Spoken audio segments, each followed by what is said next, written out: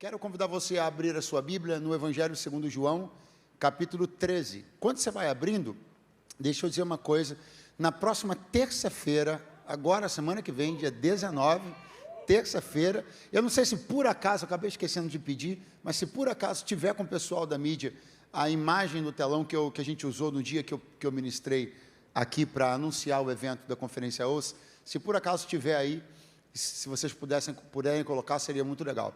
Caso não, enfim, na terça-feira nós vamos estar aqui realizando a segunda edição da Conferência Ouça. A Conferência Ouça é um projeto, uma conferência de avivamento, de milagres, de poder, de graça de Deus, que está rodando o Brasil inteiro, já são quase 50 edições em 2 anos de evento, e o Senhor tem nos agraciado, assim, com milhares de testemunhos, mais de 100 mil pessoas já passaram pelo evento, nesses 50 edições, e assim, Deus tem sido muito bom com a gente.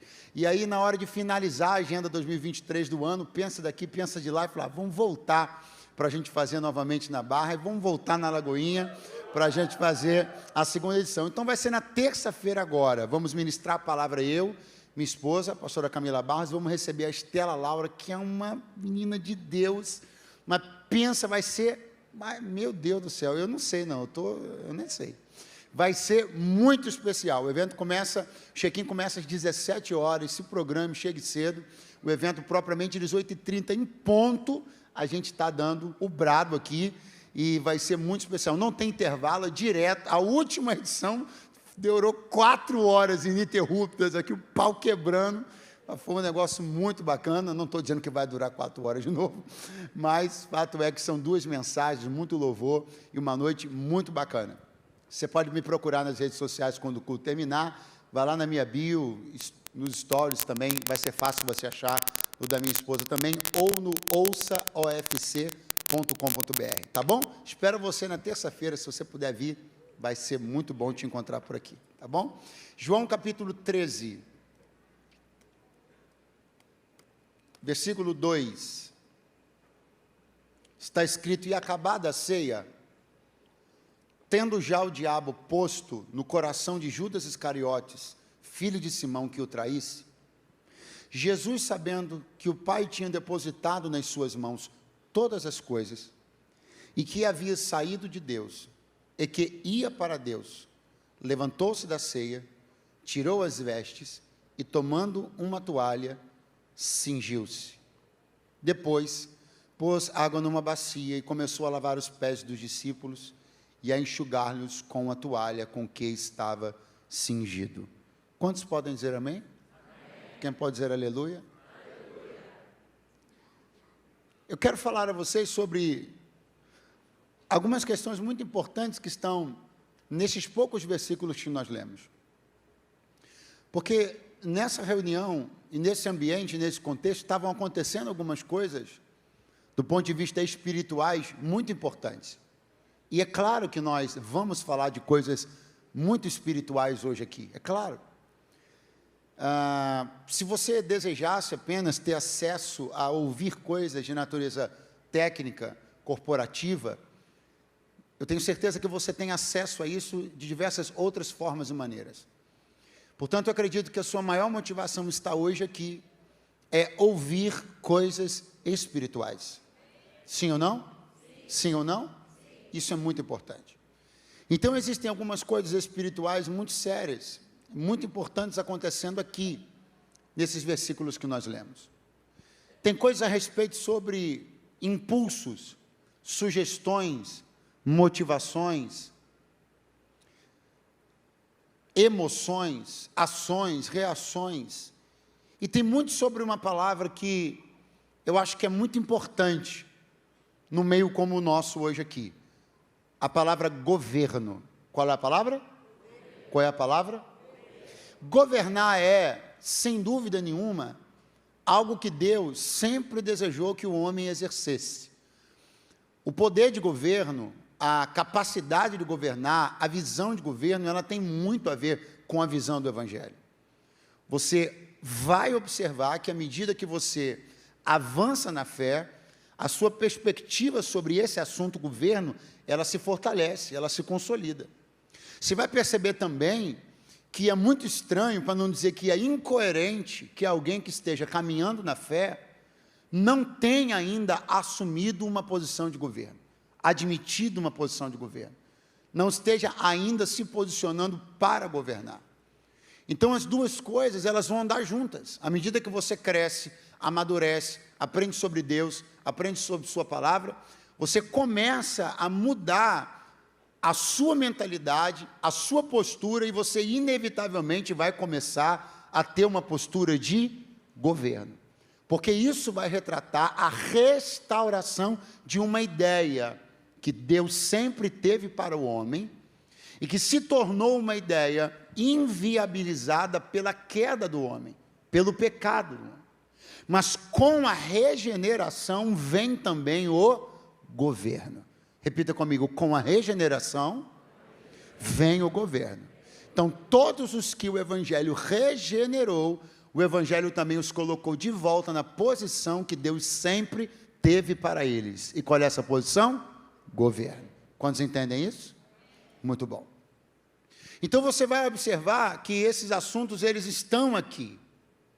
Só que a primeira questão importante, a gente atentar para perceber, que a primeira decisão, antes da decisão de governar, antes da posição de governar, vem uma outra posição. E essa outra posição, ela vai determinar tudo que vem depois. Antes de eu ter a posição sobre governar, eu preciso ter a posição de não me permitir ser governado por alguns sentimentos, por algumas emoções, por alguns espíritos. Preste atenção, porque é exatamente nesta hora que eu volto os olhos para o texto lido com você, quando a Bíblia diz assim para nós: tendo já o diabo posto no coração de Judas Iscariotes. Aqui você vai perceber que existem dois personagens, Judas e Jesus, e que ambos vão com muita clareza demonstrar sob que governo eles estão. Judas sobre um governo maligno, Jesus sobre um governo santo, sob o governo do Pai. Quando você olha para o texto, a Bíblia então está dizendo para nós que o diabo, o maligno, ele havia colocado no coração de Judas uma ideia. Muito interessante falar de ideia num ambiente como esse, com homens e mulheres de negócios, de empreendimentos, porque eu não preciso dizer para vocês o valor que há em uma ideia. Eu sei que tem pessoas aqui que só estão onde estão hoje por causa de uma ideia. Sim ou não? Eu sei que você conhece grandes cases de sucesso no mundo dos negócios que começaram com uma ideia que não era comum, uma ideia que ninguém tinha tido. E através dessa ideia, quanta coisa foi despertada, quanta coisa boa aconteceu. Nós estamos num mundo onde as ideias valem muito, a inovação vale muito, a fertilidade da cabeça, da mente, para as ideias vale muito. E num mundo como esse, o maligno, que sempre foi, eu não vim para dar glória para ele, mas inimigo que a gente conhece, a gente neutraliza com mais facilidade. O maligno, que sempre foi um grande oportunista, ele sabe que esse é um mundo que paga muito bem pelas ideias.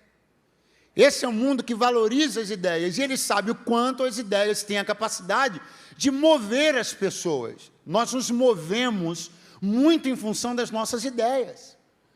Sim ou não? Então, numa perspectiva dessa, olhe para cá e perceba o que o maligno fez. Ele pôs uma ideia no coração de Judas Iscariotes.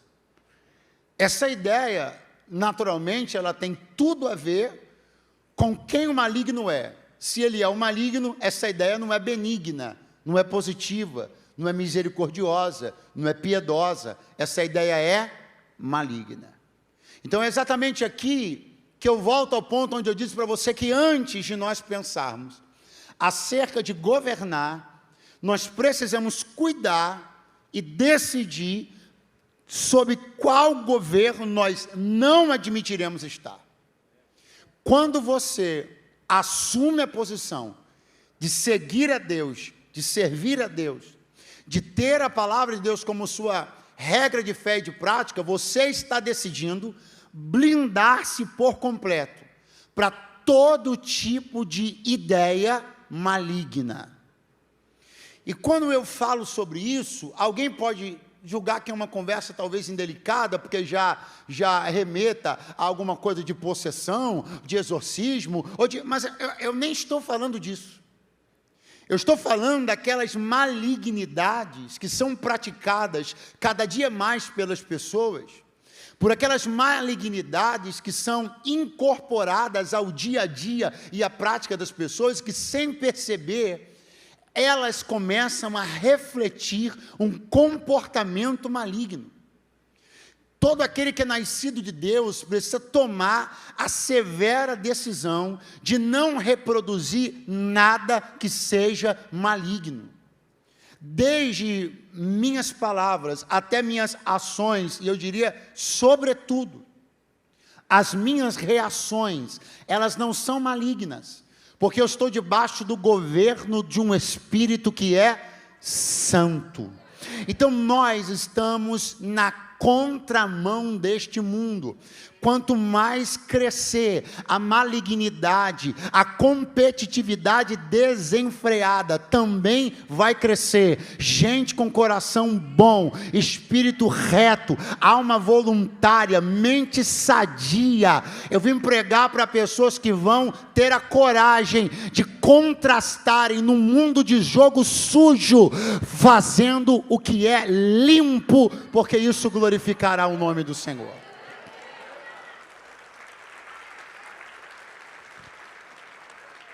Agora, a Bíblia diz que num momento A, o diabo põe uma ideia no coração de Judas. No momento B, diz a Bíblia assim: tomando ele, Judas, o bocado, entrou nele Satanás. Agora eu chamo a sua atenção para perceber um detalhe.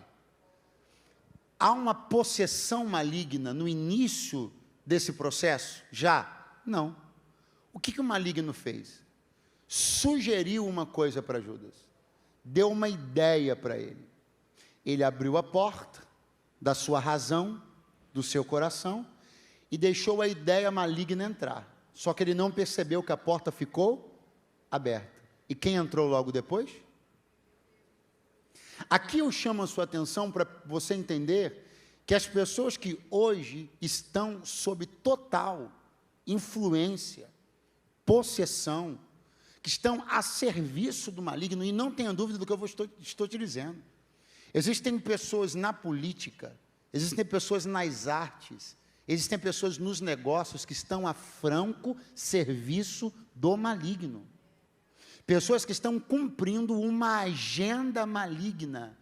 Pessoas que não fazem nada que diga respeito ao espectro do que é bom, do que é justo, do que é reto.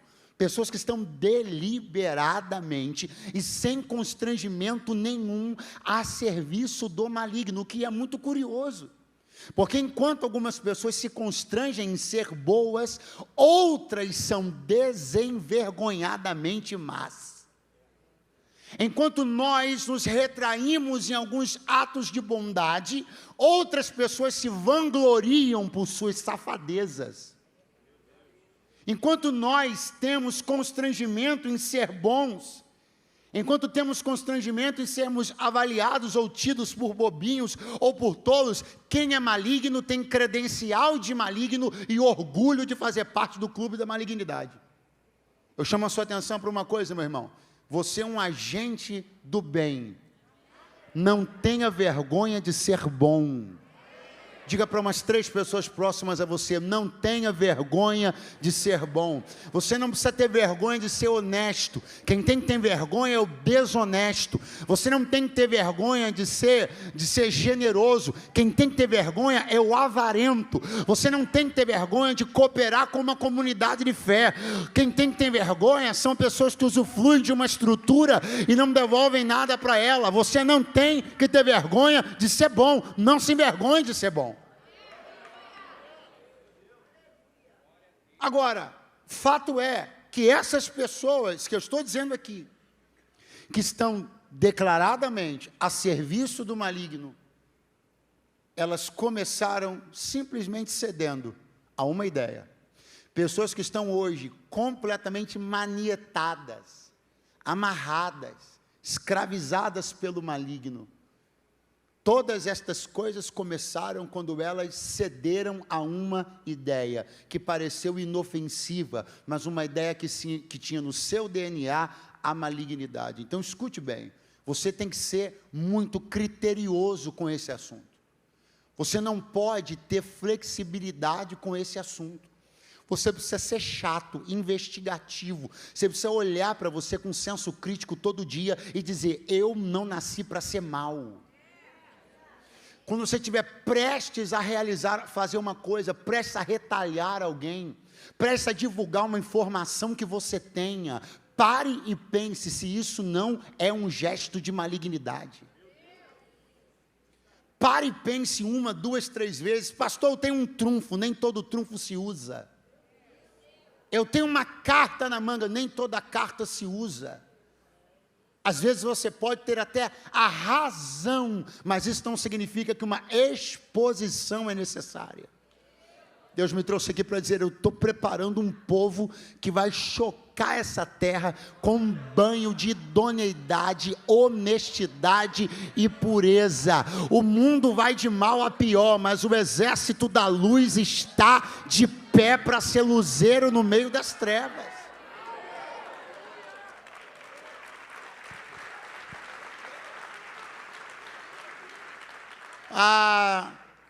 O pessoal do CRI chamou um bobinho para falar, não sabe a selva que são os negócios. Eu posso, de repente, não entender do seu negócio, mas eu entendo de vida e morte, céu, inferno, bênção e maldição, entendo bem.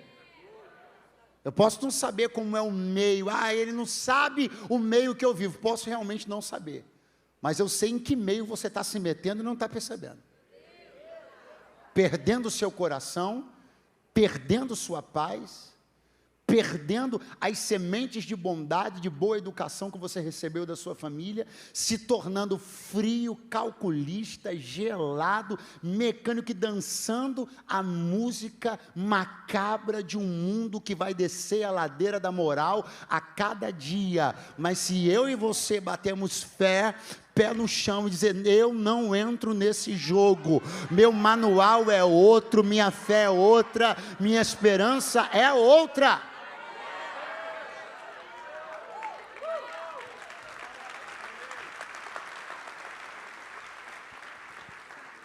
Então, Judas admite a ideia maligna, deixa a porta aberta, e o maligno entra logo atrás, e Judas agora está possuído pelo maligno.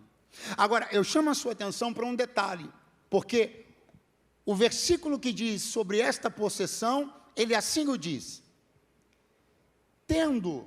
e depois, melhor, de tomar o bocado, entrou nele Satanás. Eu vou te explicar isso aqui rapidamente. Estava Jesus na mesa com os apóstolos, e aí perguntaram assim, Senhor, quem vai te trair? Aí Jesus disse, aquele que mete a mão comigo no prato, é esse que vai me trair. Aí a Bíblia diz que Jesus pega um bocado, ou seja, é um punhado assim de pão, Jesus molha aquele punhado de pão e dá para Judas. Aí que a Bíblia diz assim, depois de tomar o bocado, entrou nele Satanás. Agora eu quero que você redobre a sua atenção para você não se perder nesse raciocínio. Pensa bem aqui comigo, fique aqui, preste atenção. Quem tinha esse algo na mão, esse bocado na mão? Estava na mão de quem? Muito fraco, na mão de quem? Então, e quem foi que deu para ele? Saiu da mão de quem? Não te parece estranho que numa cena como essa, onde uma coisa que está na mão de Jesus, é dada por Jesus, nessa mesma cena, na continuidade dessa cena, o cara fica possuído pelo diabo? Te parece estranho? Seja honesto, sim ou não? Por que nos parece estranho? Por um pequeno erro de avaliação da sequência das coisas. Se a gente ler rápido, a gente vai pensar que o diabo entrou por causa do que Deus deu. Mas o diabo nunca entra por causa do que Deus dá, mas ele pode entrar depois do que Deus dá. Porque depois que Deus te dá, está na sua mão. Então, a forma como você lida com aquilo que Deus te deu vai atrair um tipo de presença diferente para a sua vida. E isso é muito sério. Isso é muito sério. Alguém vai dizer, Deus abençoou fulano nisso e aquilo. Olha lá, ó, olha lá, olha lá.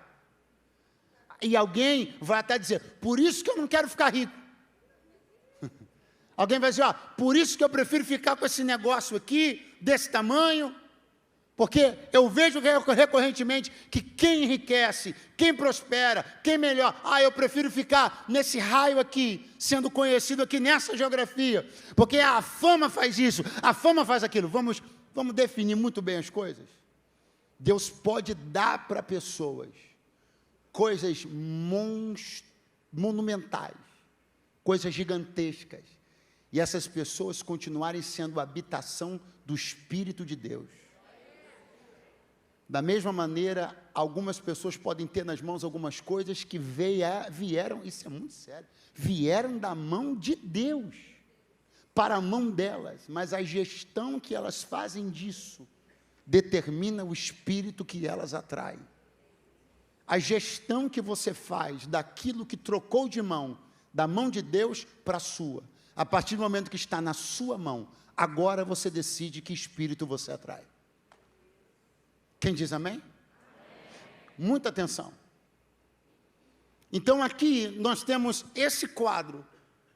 Judas recebe a ideia do maligno, logo após ele ficará possuído pelo maligno, ele está sobre um governo maligno, apresentando, portanto, ações malignas, ele vai vender, ele vai negociar relacionamento, ele vai trair Jesus, e a traição de Jesus é a venda de um acesso. A Bíblia diz que Judas apareceu com os soldados romanos no jardim do Getsêmani. Agora, muita atenção. As pessoas em geral não conheciam aquele endereço. Olha para o seu irmão, diga para ele. As pessoas que procuravam Jesus não conheciam aquele endereço, mas Judas conhecia. Então, olhe para mim, o que foi que Judas vendeu? Acesso. O que foi que Judas vendeu? Informação.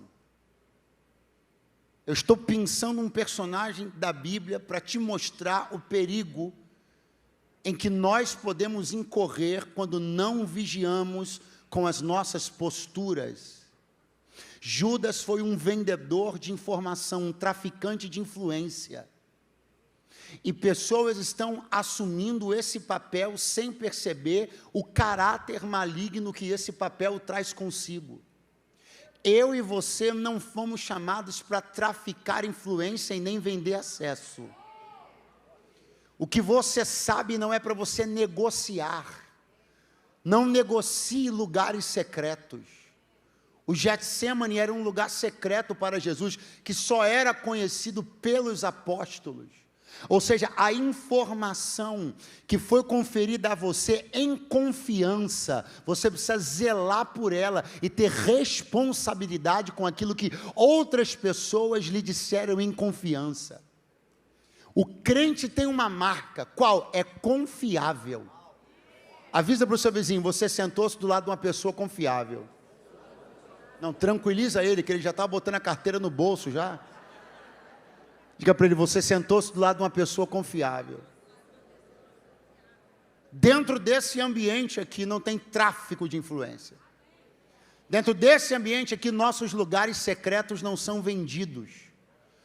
Nossas informações secretas não são vendidas. Porque somos perfeitos? Não, porque estamos buscando um aperfeiçoamento espiritual que tira de nós esse tipo de comportamento onde o acesso é vendido. Onde o acesso à informação, o lugar secreto, o algo importante sobre alguém. Não é sobre o que você pode ganhar, é sobre o que você está perdendo. Vou de novo. Não é sobre o que você pode ganhar, é sobre o que você está perdendo. Quanto você ganha para contar essa informação? 30 moedas. O que você perde? que você ganha para poder falar o segredo de alguém? 30 moedas, 30 mil, 30 milhões. O que você perde? História limpa.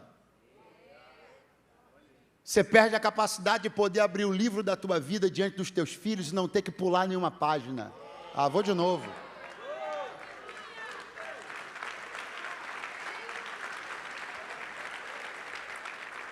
Eu estou pregando para pessoas que vão abrir o livro da sua vida diante dos seus filhos, dos seus netos, e não vão ter que pular nenhuma página. Alguém está me ouvindo, por favor? Dê um brado de júbilo para essa coisa ficar séria. Oh, aleluia! Então, Judas vendeu o acesso que ele tinha. Ele vendeu a informação valiosíssima sobre o lugar onde Jesus costumava frequentar para um tempo, um momento de intimidade, de oração com o Pai e com os seus discípulos. Essa informação foi dada a ele em confiança. Eu vou repetir, essa informação foi dada a ele em confiança. E ele vendeu uma informação que foi dada a ele em confiança. Não preciso falar mais nada, né? Paralelamente a isso, nós temos Jesus. E o evangelista João, não vou demorar muito, o evangelista João dizendo algumas coisas muito preciosas e muito antagônicas também, se comparadas, é claro, a como nós estamos observando Judas até agora. Olha isso daqui. Sabendo Jesus, estou repetindo o texto, que o Pai havia colocado todas as coisas nas suas mãos. Dá um aviso para o seu vizinho, porque eu acho que ele não entendeu. Diga assim, todas as coisas. O que o Pai colocou na mão de Jesus não foi um setor. O que o Pai colocou na mão de Jesus não foi a área de atuação Nordeste. Não. O que o Pai colocou na mão de Jesus não foi, eu vou te dar a legalidade sobre a Palestina. Não. O Pai colocou na mão de Jesus tudo. Todas as coisas. E antes de que você se admire com o fato de que Jesus tinha tudo nas mãos, eu vou te dizer o que me admira mais. Mais do que ver que Jesus tinha tudo nas mãos, me admira ver que ele não se perdia com nada. O mais admirável não é o tanto de poder que ele tem, o mais admirável é como ele relaciona-se com esse poder. Uma vez, só para te dar um exemplo, na sequência dessa história, logo depois, Jesus está no jardim de Getsêmani, vem Judas, vem os soldados romanos. Aí quando Pedro vê os soldados romanos, aí Pedro diz assim, Senhor, feriremos a espada? Aí tascou a mão na espada, aí Jesus disse assim para ele, Pedro, se eu quisesse, eu pediria ao meu Pai, e ele mandava para cá agora, milícias de anjos. Eu estou falando para você de uma pessoa que tem o comando de todos os exércitos da terra na sua mão. Os soldados romanos estão do outro lado, tem uma infantaria romana do outro lado, achando que aquilo é muito. Eles não sabem que quem está diante deles, tem governo sobre todos os exércitos, porque ele é o Senhor dos exércitos. Então preste bem atenção, veja o gigantesco contraste que está diante de nós. Pedro pegou a espada e cortou a orelha do servo do sumo sacerdote. Jesus tinha governo sobre todas as espadas da terra, todos os soldados da terra, todos os arcos, todas as flechas, todos os anjos, e conteve tudo aquilo. Pedro não conseguiu segurar nenhuma lâmina. E o que eu preciso que você entenda é que enquanto você não for capaz de segurar o ímpeto nem de uma lâmina, certamente você não vai ser general de exército nenhum. se você mal consegue lidar com a sua língua, que diz Tiago que vida e morte estão na língua. Você está pensando que língua é coisa boba? Então, se eu e você, em alguns momentos, não conseguimos refrear a lâmina da nossa língua, porque eu não sei se você sabe, mas tem uma lâmina na sua língua. A capacidade que nós temos de ferir, machucar, cortar e sangrar, com poucas palavras, é enorme. E eu preciso que você entenda que Deus é muito responsável no poder que Ele franqueia. E não há sentido algum em que Deus franquie governo de muitos, de muitas espadas, sobre quem não consegue nem segurar uma na bainha. O ímpeto descontrolado não é proveniente do salvo. O salvo desfruta de um fruto. Pergunte qual? Domínio próprio. Olha para o seu vizinho e diga: domínio próprio. Essa coisa de quando eu vi, já falei, na tua vida, isso aí já passou, meu filho. Esse constante arregaçar de mangas, né? Sei que manga é essa, que toda hora você arregaça essa manga. Você precisa assumir sua postura de salvo, sua postura de crente, dar bom testemunho diante das pessoas que cercam você, no seu trabalho, nos seus negócios. Refreia o teu ímpeto. Segura a tua onda. Então, o que a Bíblia está dizendo é que Jesus tinha um governo poderosíssimo, amplo, total e restrito. Todas as coisas estavam na sua mão. Agora, se nós estamos aqui fazendo um bate-bola entre Jesus e Judas, observando ambas as pessoas, ambos os governos e ambos os comportamentos, vale muito dizer, quem está aí, diga amém. Se você for embora, volte agora. Vale muito dizer que enquanto Jesus tinha nas mãos todas as coisas, Judas também tinha uma coisa na mão. É a Bíblia quem diz, não é nenhuma especulação minha, é a Bíblia quem diz, que Judas tinha na sua mão uma bolsa. O que ele tinha? Uma? Que bolsa era essa, pastor? A bolsa da tesouraria do grupo que Judas participava, o grupo dos apóstolos. Ele era o tesoureiro do grupo. Então preste atenção.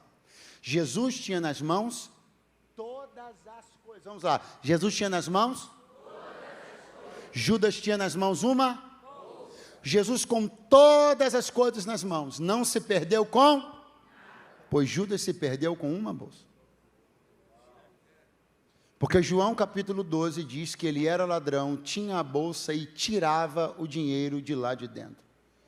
Então, enquanto Jesus tinha a capacidade de ter todo o recurso da terra à sua disposição e fazer uma gestão íntegra de tudo isso, Judas não conseguia segurar o seu ímpeto de ladrão nem com a tesouraria de um pequeno grupo de 13 pessoas. Pastor, aonde você quer chegar? Já cheguei. Não é o tanto que está à disposição, é o coração do cara. Tem gente que precisa de pouco para ser maligno, precisa de pouco para ser mau caráter. Então não pense que, é porque foi muito, ele se deslumbrou, ele já era assim. É sobre coração, não é sobre quantidade de bens que a gente está falando aqui. Agora, onde eu e você entramos nisso? Por que Judas demonstra esse comportamento? Porque ele está ainda sobre a regência da carne, sobre o poder do homem caído, o mesmo espírito caído lá de Adão. Por que Adão cai? Porque ele não lida com o governo. O Senhor diz para ele: domina sobre o jardim, aí domina sobre animais, nomeia os animais. Eu vou fazer um contrato simples com você, Adão, só não come de uma árvore. Mas eu vou escolher aquilo que mais me apetece e aquilo que eu não posso. Aquilo que mais faz minha boca salivar é onde está a proibição. Onde você está? Está aqui ainda? Diga amém. Você vai me dizer que não é assim? O que te saliva é o que não te pertence. O cheiro que mais te perturba é o cheiro da rosa que não está no seu jardim. Não, mas você quer ficar com essa cara de dizer que isso é só comigo e não é com você. Porque as coisas sempre foram assim, sempre vão ser assim. Pastor, eu acho que Deus podia resolver isso de um jeito muito simples. Qual? Deus poderia tirar a gente dessas situações difíceis. E o mundo ia ser fácil demais. Olhe para mim. Vou te falar uma das coisas mais tremendas que eu aprendi na Bíblia, em toda a minha vida. Você sabia que Deus resetou o planeta? Você sabia disso? Lá no episódio da Arca de Noé, o que Deus fez? Resetou o planeta. Deus foi lá e resetou. E quando Deus resetou o planeta, Deus poderia fazer outras coisas diferentes daquelas que Ele fez. Sim ou não? Só que Ele vai simplesmente reproduzir tudo. Inclusive num aspecto que eu chamo a sua atenção agora. A Bíblia diz que o Senhor olhou para Noé e falou assim: Noé, coloque casais de animais puros. Coloque casais de animais impuros. Se Deus está resetando a terra, não seria essa uma boa oportunidade de Deus tirar do convívio da humanidade animais impuros? Sim ou não? Se você pode varrer uma sujeira, por que não varre? Se você pode eliminar um percalço, por que não elimina? Porque se Deus tem a chance de tirar do convívio da humanidade animais que Ele mesmo intitula como impuros, por que Ele os deixa lá? Por que Ele faz questão de dizer para Noé, vamos começar tudo de novo, mas deixa a impureza no seu lugar? Porque isso é uma questão de equilíbrio. Se tudo é puro, ninguém escolhe. Se tudo é puro, ninguém manifesta sua coragem de escolher pelo que é bom. Então sempre haverá aquilo que é impuro, para que sempre haja quem tem coragem de escolher o puro e negar o impuro. Alguém ainda está aí?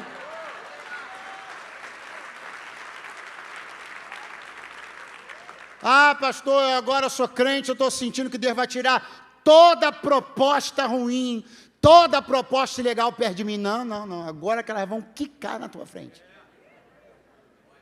É agora que aquele funcionário público mais vagabundo, que tem mais pica, mais vendido, aquele que dá aquela assinada, aquela carimbada, e libera, o mais reles, o mais miserável, aquele que se vê, agora na época do Natal, então, meu Deus do céu. Você acha que essa gente vai sair do seu caminho? Não, agora que eles vão te procurar. Porque agora que você vai ter que mostrar a diferença entre o justo e o ímpio. O que serve a Deus e não serve. Chacoalhe o seu vizinho e diga, o que é impuro sempre vai estar lá. Para que as decisões que demonstram o teu coração possam continuar sendo demonstradas todo dia. Quantos dizem amém esta noite? Aleluia! Então Jesus tinha nas mãos todas as coisas.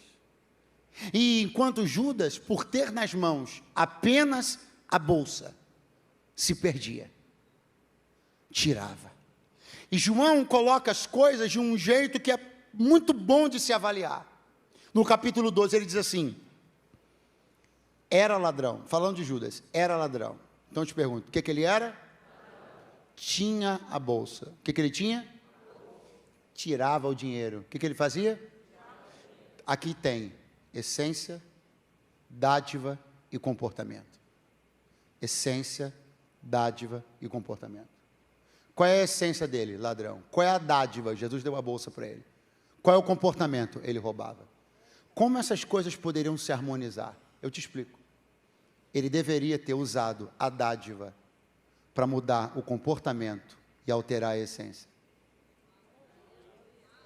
Então ele devia enxergar a bolsa que Jesus deu para ele como uma dádiva. Ele devia olhar nos olhos de Jesus e dizer, ele sabe quem eu sou e ainda assim está me dando isso. Então eu vou usar a dádiva para mudar o meu comportamento. Eu vou ser fiel e diligente com isso. E através disso eu vou modificar a minha essência. Só que muita gente acha que Deus é tolo e ingênuo. E franquia coisas, dá responsabilidades, ferramentas, dádivas, benefícios, e faz isso porque ele é tolo, ou porque ele ignora que alguém é assim ou é assado. Não, Você acha que Deus não sabia exatamente quem eu e você éramos? Quando decidiu, num gesto de generosidade, nos dar todas as oportunidades que nos deu? Só que a diferença é que enquanto alguém está usando isso para escarnecer de Deus, outros estão entendendo que a dádiva muda o comportamento, e a mudança do comportamento muda a essência. Então eu recebo o que Deus dá, a confiança, a família que Ele me deu, o negócio que Ele me entregou, as oportunidades, as portas. Eu vou ser diligente com isso e vou começar a modificar a minha essência, até que eu seja segundo o coração do Deus que me entregou as dádivas. Quantos dizem glória a Deus a noite deste dia? Compreenda bem, e eu começo a encerrar. Mas não antes de mostrar a você como Jesus tinha uma vida estabelecida sobre um tripé. E estabelecer a sua vida sobre esse tripé fez dele quem ele foi. E se eu e você estabelecermos nossa vida e nossos negócios sobre esse tripé, nós vamos ser muito abençoados e bem-sucedidos. Eis o tripé. João diz, Jesus sabia. E João vai falar sobre 3 coisas, são o tripé, coisas que ele sabia. Então, consciência é base. As suas bases são suas consciências. Aquilo que você não é consciente, não pode servir para você como base. Eu só estou tranquilo aqui, porque eu tenho a consciência que a minha base termina aqui. É por isso que Deus fazia perguntas de vez em quando, como fez para Moisés: o que tem na sua mão? Porque Deus quer gerar consciência. Quando você tem a consciência, então você está seguro. Então veja, Jesus tinha 3 consciências. A primeira, sobre o que estava na sua mão. A segunda, de João, ele sabia que tinha vindo do Pai. Então a segunda consciência que ele tinha era de onde ele tinha? De onde ele tinha? A terceira consciência, ele sabia que estava indo para o Pai. Então a terceira consciência que ele sabia para onde estava. Olhe bem para mim, ninguém pode ir contra alguém que sabe o que tem na mão, sabe de onde veio e sabe para onde está indo.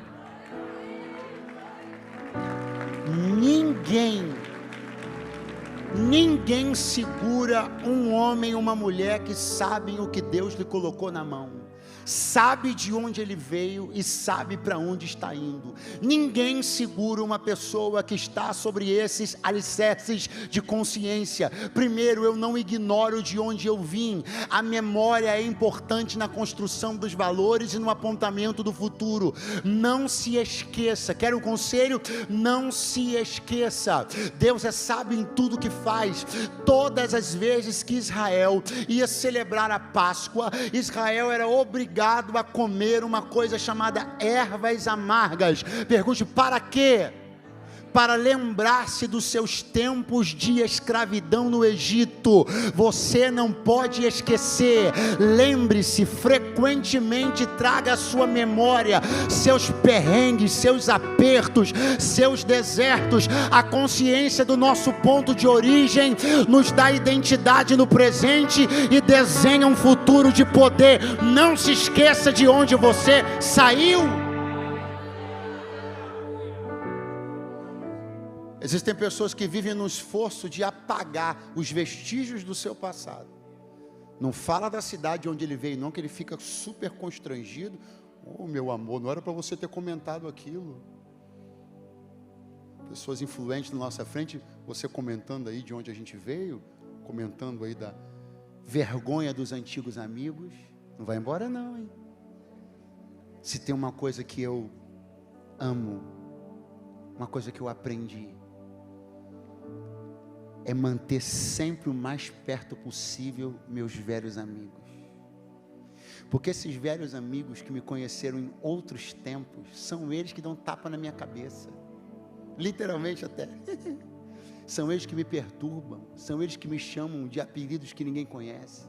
São eles que me lembram de coisas que às vezes meu blazer e o microfone podem me fazer esquecer. São eles que estão sempre ativando a minha memória acerca da minha miséria, minha pequenez. lembrando-nos, quando nós nos assentamos para contar as nossas histórias, para lembrar do nosso passado, para falar dos nossos perrengues, quando Deus me faz visitar o meu passado, Deus também me faz valorizar o meu presente e acreditar que Ele pode continuar fazendo tudo que Ele já fez até aqui. Então, por favor, seja inteligente, mantenha o mais perto possível os seus velhos amigos. Eles têm um nível de intimidade e uma falta de protocolo que você precisa.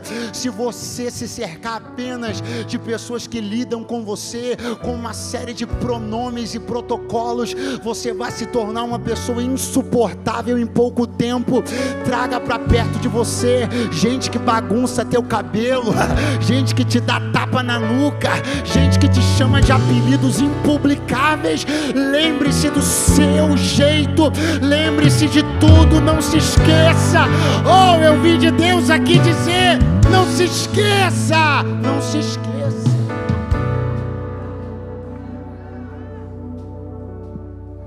Jesus sabia de onde havia vindo, Ele sabia o que estava nas suas mãos, e Ele sabia para onde estava indo. Se você tirar qualquer um desses 3 pés, você vacila. Pastor, eu sei o que eu tenho na mão, muito bom. Sei para onde estou indo, muito bom. Esqueci de onde eu vim, vai vacilar. Não, pastor, eu sei de onde eu vim, muito bom. Eu sei o que eu tenho na mão, muito bom. Não sei para onde eu estou indo, vai vacilar. Qualquer pé do tripé que você tire, você gera instabilidade nele. Ele só funciona sobre as 3 ciências: o que está na mão, de onde eu vim, para onde eu vou. Pastor, me dá um exemplo na prática de como isso alterava o comportamento de Jesus, para a gente encerrar. Com muito prazer, está no mesmo texto. Jesus está aqui, sabendo o que tem na mão, sabendo de onde veio, sabendo para onde vai. Logo ali, os apóstolos estavam discutindo. Você não vai acreditar qual era o tema da discussão: sobre qual deles era o maior. Muito pertinente essa discussão, né? Nossa, no dia da Páscoa, momentos finais deles com Jesus na terra, eles resolveram levantar uma questão muito importante: qual deles era o maior? Jesus olhou aquilo ali e falou: vou dar uma lição para esses cabras aí mais uma vez.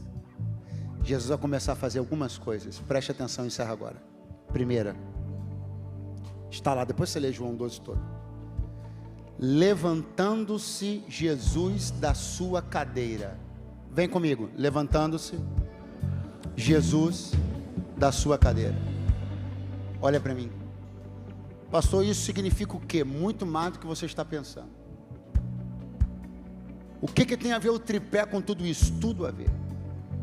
Por que é que Jesus é capaz de deixar momentaneamente o lugar que Ele ocupa, sem fazer disso uma preocupação, sem fazer disso uma perturbação? Porque Ele sabe quem Ele é. Todas as pessoas que você vê desequilibradas, todas as pessoas que você vê desesperadas em manterem seus lugares, elas não sabem quem elas são.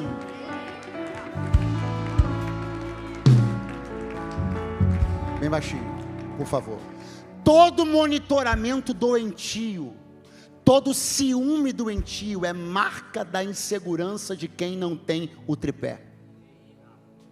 Pessoas que não se levantam de suas cadeiras, não sem ficarem o tempo inteiro olhando se alguém vai sentar, se alguém está se insurgindo contra, se alguém está chamando alguém de chefe, se alguém está sorrindo demais para quem não deveria sorrir. Eu estou liberando você essa noite, no poder do nome de Jesus, de todo esse comportamento que está embranquecendo teus cabelos, está envelhecendo 10 anos da tua vida em um. Eu estou libertando você no poder do nome de Jesus Cristo de Nazaré. Uma poderosa consciência de quem você é em Deus está sendo dada a você no CRI, é o último, né? No último CRI de 2023, e você vai agir em paz, na segurança de quem sabe quem é em Deus. Jesus se levantou da cadeira, irmão. Ele não levantou e escreveu no papel lá: essa cadeira pertence, não. Ele se levanta e livremente vai cumprir seu propósito. Tira sua túnica exterior. Se desfaz de uma questão mais protocolar, mais cerimonial. Porque ele está num ambiente de intimidade. Faz muito mal não ter nenhum momento onde você se despe dos seus protocolos. Vou repetir. Faz muito mal não ter nenhum momento onde você se despe dos seus protocolos. Existem pessoas que são esquisitas demais. Elas são protocolares em 100% do seu tempo. Eu fico me perguntando quem tem acesso a você. Quem te dá um pedala, Robinho? Com quem você dá gargalhadas? Em nome de Jesus, meu filho, aproveita que a luz do Evangelho brilhou para você e muda esse comportamento que está te fazendo mal. Permita-se ter momentos onde você se despe dos protocolos por estar no meio das pessoas que você ama e tem intimidade. Davi bailava diante da presença do Senhor e tirou de sobre si suas vestes reais. Todos, até os reis e poderosos, têm seus momentos de se despirem de seus protocolos. Inclusive, eu estou profetizando que ainda antes desse ano acabar, tu terás um momento de adoração diante de Deus, que vai deixar até você surpreso, porque a adoração é o melhor jeito de se despir dos protocolos. Aleluia! Então Jesus tira sua túnica exterior, ele pega uma toalha da mesa, se enrola, cinge sobre os ombros, seus lombos, pega uma bacia com água. Os escravos das casas faziam isso. E ele vai lá, em cada um dos 12 que estão ali. Significa que se ele foi em cada um, ele foi também em... Fique com medo não, é isso mesmo, ele foi em... Agora olha para mim, tem um salmo profético que diz assim, que o traidor de Jesus levantaria contra Jesus o seu calcanhar. Então há um salmo profético que diz que o traidor de Jesus levantaria contra Jesus o seu calcanhar. Eu não sei o seu, mas o meu calcanhar fica no meu pé. O calcanhar faz parte do pé, sim ou não? Sim ou não? Então, está claro para você que Jesus lavou o calcanhar que se levantaria contra ele? E você está com esse olho arregalado dizendo, mas ele é bobo demais. Não, não, não. Você só precisa entender que o que Jesus sabia sobre Judas não mudava quem Jesus era. O jeito que eu já sei que você vai agir não muda o jeito que eu vou agir com você. Porque conhecer o seu coração não muda o meu. Eu sei que esse calcanhar vai se levantar contra mim, mas eu vim aqui para lavar a todos, e todos inclui esse. É melhor você pular esse não. Se eu pular, a maldade dele me afetou. Eu lavo o calcanhar dele também, para ele saber que o único mal dessa sala é ele. Quem está aí, diga alguma coisa, por favor.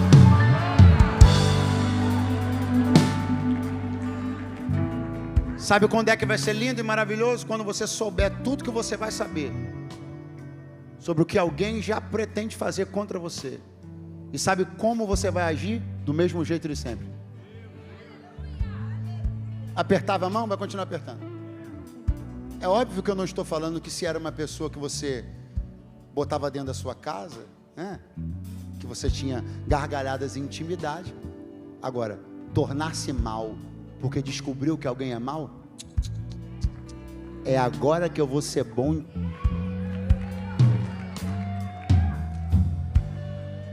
Pastor, como Jesus consegue fazer tudo isso? Porque ele sabe quem ele é. Ele sabe o que tem nas mãos.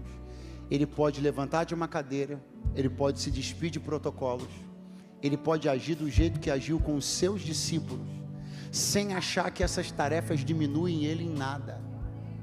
Eu estou pregando para uma igreja cuja cultura do voluntariado é uma cultura pujante.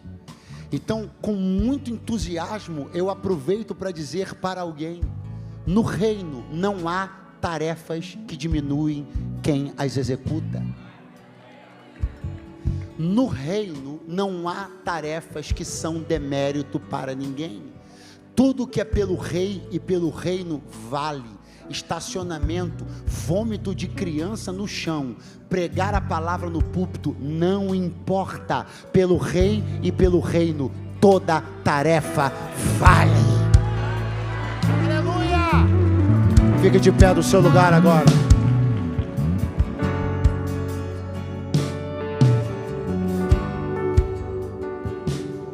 Eu já tive o privilégio de ver nesse país deputado federal com colete de estacionamento de igreja. E essa é uma das coisas mais lindas do Evangelho. É a visão de que todos nós somos servos. Servos. Servir enobrecerá você e dará a você uma visão sobre o reino de Deus que nenhum outro lugar vai te dar. Sirva com amor, sirva com dedicação, sirva com entrega. E não só no reino, sirva a pessoas, sirva a sua família, sirva a seus amigos, sirva a seus colaboradores. Você não se diminui quando os serve. Levante-se eventualmente da sua cadeira, dispa-se eventualmente dos protocolos, porque quando Jesus saiu da cadeira e fez tudo o que fez, a Bíblia diz que ele retornou e sentou-se no mesmo lugar, porque você nunca perde nada quando está sendo verdadeiro. Aleluia! Glória a Deus!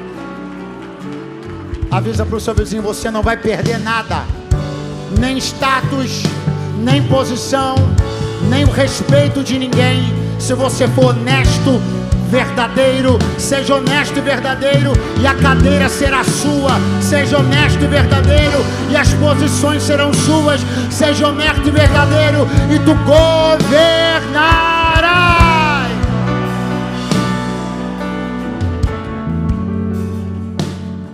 Pai, eu oro com a tua igreja agora e suplico que tudo aquilo que de tua parte ouvimos se raize no nosso coração, e que o teu Espírito nos faça lembrar das palavras que ouvimos quando estivermos nos momentos de maior provação, nos momentos de evidenciarmos a nossa fé.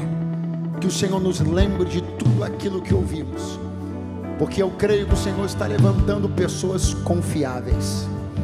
O Senhor está levantando gente como José, a quem as contas da casa e as chaves da casa são entregues sem reservas. Pessoas confiáveis. É isso que o Senhor está levantando. Eu creio nisto, em nome de Jesus. Amém, amém. E graças a Deus, quantos podem aplaudir ao nome do Senhor?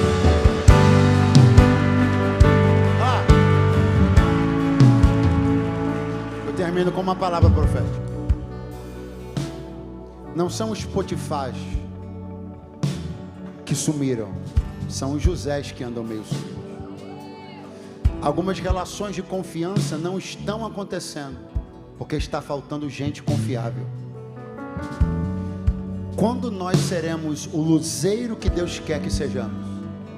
Quando os Potifás voltarem a entregar a gerência das casas na mão dos crentes. Quando as pessoas voltarem a entregar as chaves da confiança na mão dos crentes. Eu estou profetizando que gente que já não confia há muito tempo em ninguém voltará a confiar em alguém depois que conhecer você.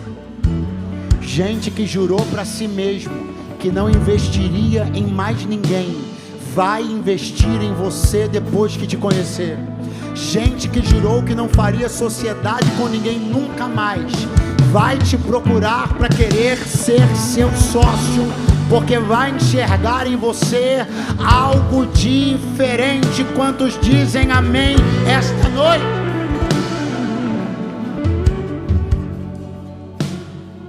Eu quero neste momento abrir uma oportunidade que é sempre um momento de muita expectativa para nós, como igreja.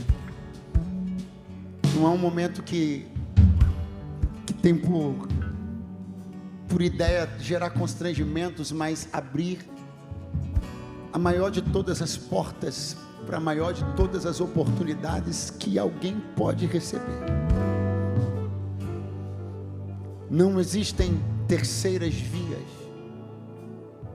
só existem duas vias, e querendo você ou não, você está escolhendo uma delas: vida ou morte, bênção ou maldição, salvação eterna ou perdição eterna. Escolhe, pois, a vida e tu viverás. Faça a melhor das escolhas que você já fez. Você viu aqui quantas pessoas, através do CRI, conheceram uma comunidade de fé, entraram numa igreja evangélica, tiveram acesso aos códigos da palavra, à sabedoria bíblica, e perceberam que o que nos move e permeia essa reunião não é aquele tipo de emoção despertada por filmes que vemos, por séries que maratonamos. O que há aqui é a presença de um Espírito que é santo, que é puro e que quer habitar na tua vida. Jesus Cristo quer ser o teu Senhor, e você não precisa mais continuar se sentindo tão só. Você pode escolher por ter Cristo como sua companhia todos os dias. Eu gostaria de saber se alguém que recebeu o convite de um amigo, viu alguma divulgação nas redes sociais. Eu não sei como você chegou aqui,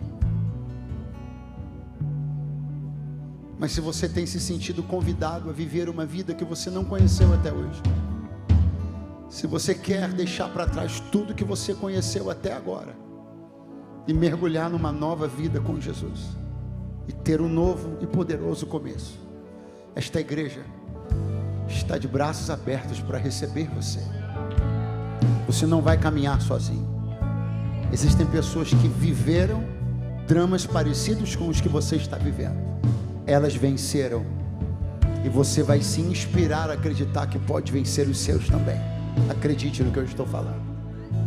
Alguém que está me ouvindo aqui agora nunca tomou uma decisão pública de fé, de entregar a sua vida para Jesus dentro de uma igreja evangélica, ou está afastado de Jesus e da igreja e queira se reconciliar com Cristo, me dá um sinal com a sua mão agora onde você estiver. Nós queremos muito poder receber você, orar por você, declarar bênção, favor de Deus sobre a sua vida. Talvez você é simpático às coisas de Deus, simpático aos cultos, simpático às músicas, mas eu preciso lhe advertir que isso não basta. Você precisa de uma aliança verdadeira. A Bíblia colocou os termos, e os termos são: confesse com tua boca, creia com teu coração. Então tem que ser desse jeito. A confissão é pública, mas Jesus disse: aqueles de vocês que testemunharem de mim diante dos homens, eu também falarei de vocês diante do meu Pai. Agora, aqueles de vocês que se envergonharem de mim diante dos homens, eu também me envergonho de vocês diante do meu Pai. A escolha é sua. Você deseja fazer uma decisão hoje com Jesus? Me dê um sinal com a sua mão aqui e agora. Eu quero orar por você. Alguém entre nós? Eu estou vendo uma mãozinha levantada ali. Deus te abençoe. Mais alguém? Mais alguém decide hoje por Jesus? Mais alguém decide por um novo começo hoje? Me dê um sinal com a sua mão agora onde você estiver. Eu quero pedir para que você venha até o altar. Vem, moça. Você, querida, que me dá um sinal na direita, vem aqui também. Deixe nós orarmos por você. Me deixe apertar a sua mão. Você que me deu um sinal com a mão daqui da minha direita. Eu quero fazer um reforço. Um reforço para que, se há alguém afastado de Jesus e da igreja, para que você venha se reconciliar com Cristo agora. Daqui a pouco está chegando 25 de dezembro, daqui a pouco é Natal. Me diz para mim com que cara você comemora o Natal tendo largado Jesus. Eu vou falar de novo. Com que cara você comemora Natal e come rabanada distante de Jesus? Venha fazer desse o Natal do seu reencontro com Cristo. Sai do seu lugar e vem agora.